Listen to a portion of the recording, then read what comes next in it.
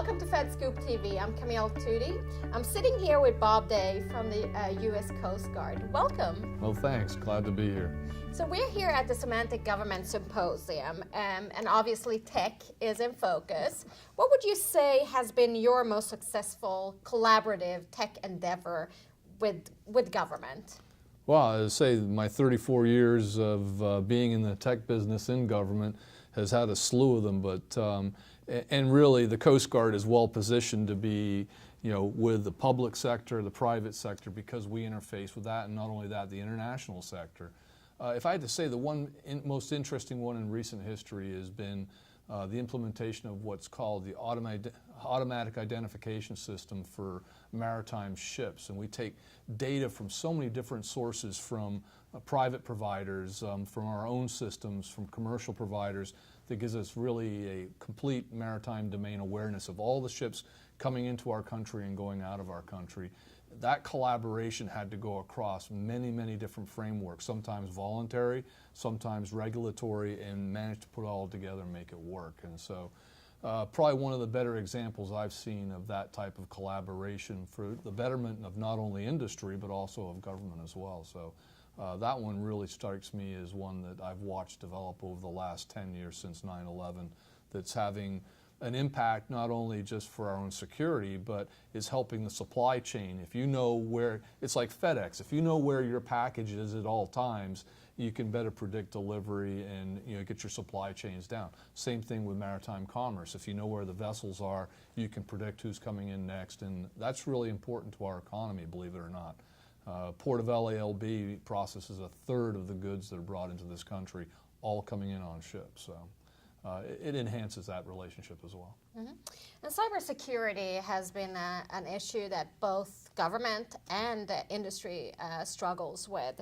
What would you say when you look at the incentives for adopting the White House cybersecurity framework that's been floated? Are those appropriate? Which should be adopted? Well, the framework, again, this is a voluntary, it's a standards-based look at how would you, or should you, it's not would you, should you implement cybersecurity in your organization. And it doesn't matter whether it's a government organization or a commercial organization. And is it important? Well, let's look at what's going on in the last just 2 or 3 years. Let's look at the threats that we've seen, particularly to our major retailers, be it a Target, a Neiman Marcus. Let's look to our industries, including the DoD sector, where they're constantly barraged. Let's look at the intellectual capital that this nation loses every single day to cyber threats, and just even down to the personal level of how do I secure my own personal information on my home computer. So the framework provides you an evaluation tool with practices to say, okay, I evaluated myself here, here's where I believe my risk is. The question is then, based on these NIST standards that are available to say this is what we know is the best way of doing defense right now, what would you apply? So you have to evaluate your risk. If you have high risk, you're probably going to want to apply way more of the recommendations there. And again, we're trying to make this a voluntary versus a regulatory piece. The bottom line is it just ends up being what's good business. And in this day and world, secure business on the internet, securing your intellectual capital, securing your systems is good business. So I think the White House has done a great job, DHS in particular, of laying these tools out to saying we believe that this is the best way for we together can secure the nation. So it's a challenge. It does cost money, and when you're in a profit business, I mean, you have to make that decision that I'm going to make that investment.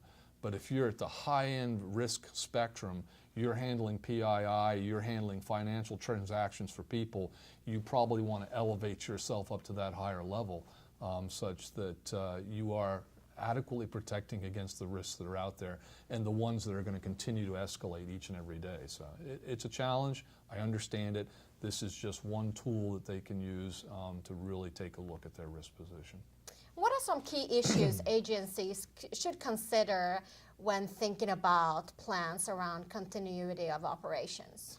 Yeah, well, we just had our session here about an hour ago on continuity of operations. And you have to look across the entire spectrum. This is, it rolls into cyber, it rolls into man-made disasters, natural disasters.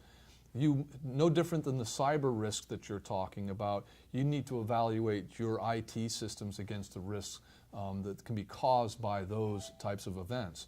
And what we're finding is people don't think about every single part of the chain. The other piece is that we've become so absolutely dependent on these IT systems, on the networks being available. When they're gone, we've forgotten how to do business the old way, or we did not have plans of how we're going to reconstitute. So much like defending against cybersecurity issues, you need to have that continuity of operation plan, and better yet, you need to exercise it. Many people have them. It's a book that sits on a shelf and they never exercise it. And then the disaster hits and they said, geez, we should have practiced this a couple of times. Mm-hmm.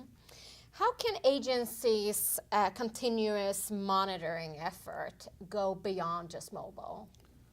Well, I mean, mobile's just one piece of it. You need to implement CDM throughout your organization. And now that we're starting to expand into mobility, that CDM needs to go all the way out to the mobile device. Only until you've done your entire ecosystem from mobile devices all the way back to your data center, and that you've got that. And to tell you the truth, you really need to build out and don't attach the mobile until you've got the rest of it in place. It's a foundational piece that grows on top of each other. And the CDM initiative is just going to allow you to better defend that entire ecosystem.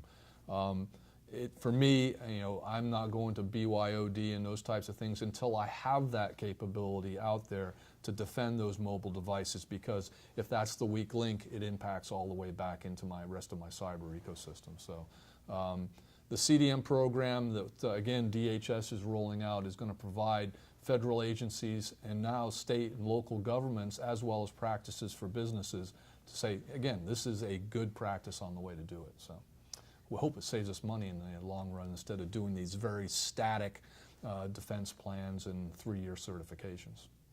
Bob, it's been a pleasure speaking with you. We appreciate it. Oh, my pleasure. Thanks. Thank you. I'm Camille Tootie for FedScoopTV. Thank you for watching.